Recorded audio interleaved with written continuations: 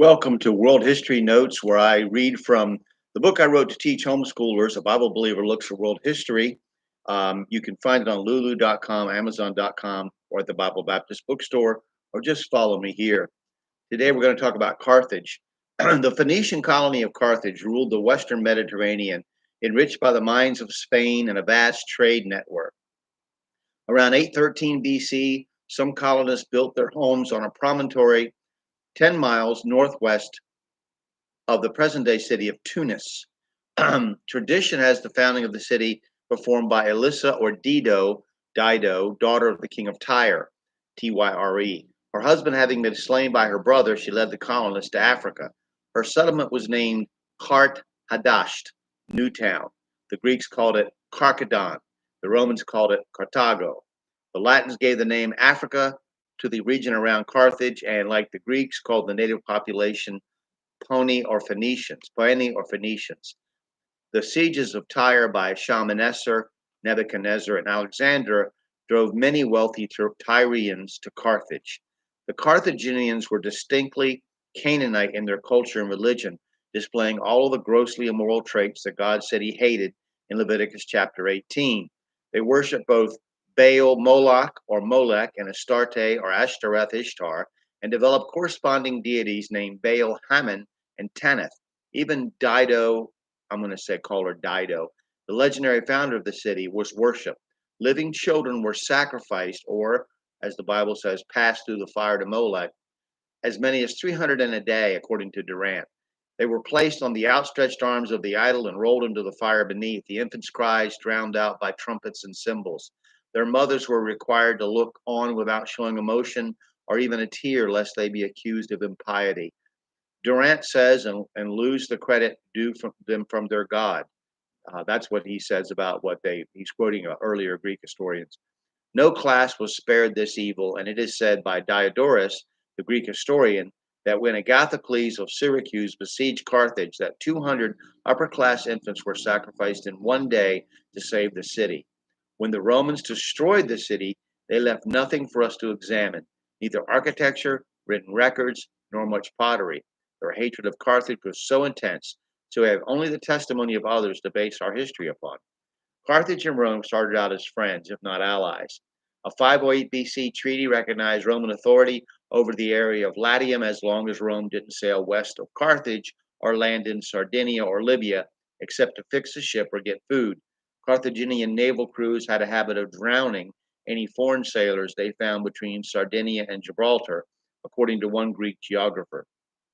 The Romans wanted Carthaginian influence out of Sicily, where they knew that half of Rome's yearly grain needs could be supplied. They also wanted to strengthen their trade with the Greek city-state and ally, Massalia, which we know today as Marseille.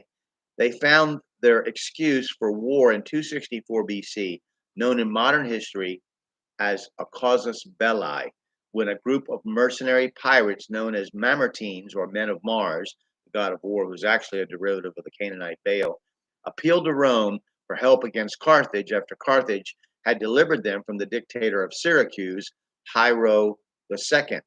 It seems that their deliverers had no intention of leaving the city, Messana, which the Mamertines themselves had stolen from Greek colonists.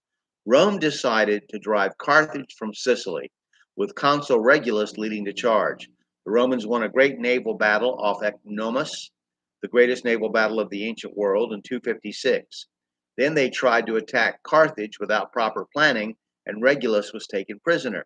Their fleet was destroyed, much like the later Spanish Armada, by a storm, and Rome lost 284 ships and 80,000 men in history's worst naval calamity. The Romans showed their fortitude by rebuilding this navy within a few months. Regulus, after refusing to be traded in return for peace, was tortured to death by not being allowed to sleep. His sons at Rome did the same to two Carthaginians of high rank they had captive at Rome.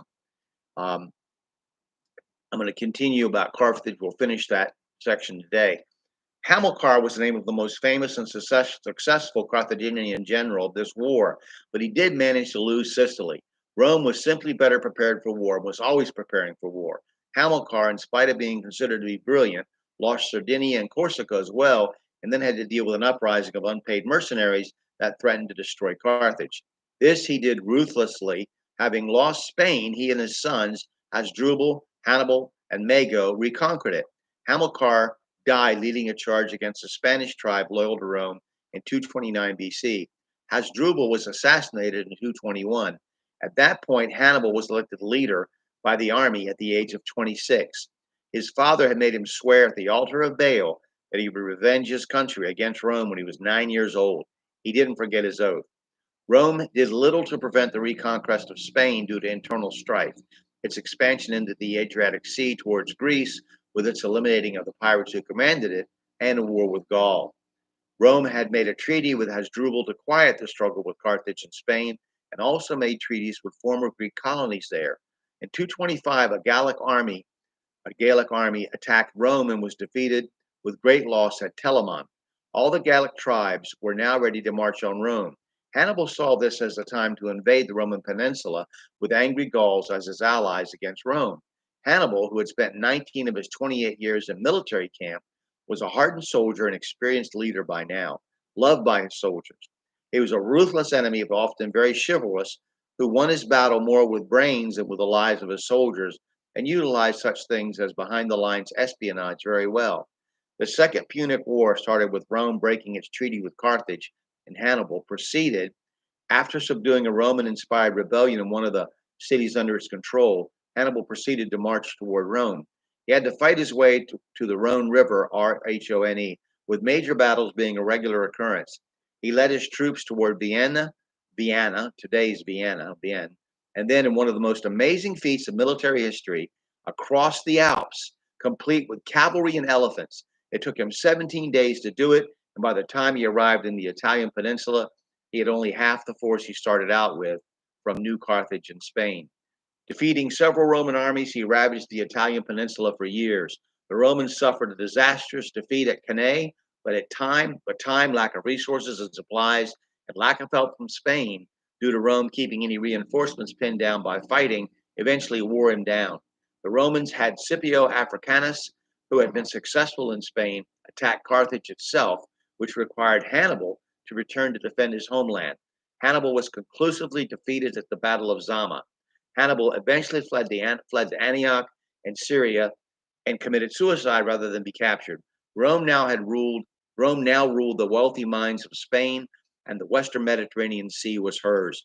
Rome's conquest of Greece, we are told, was precipitated by Philip V of Macedon's alliance with Hannibal and the Greek Aetolian League, thinking that he also wanted to invade Greece like his political ancestor Alexander.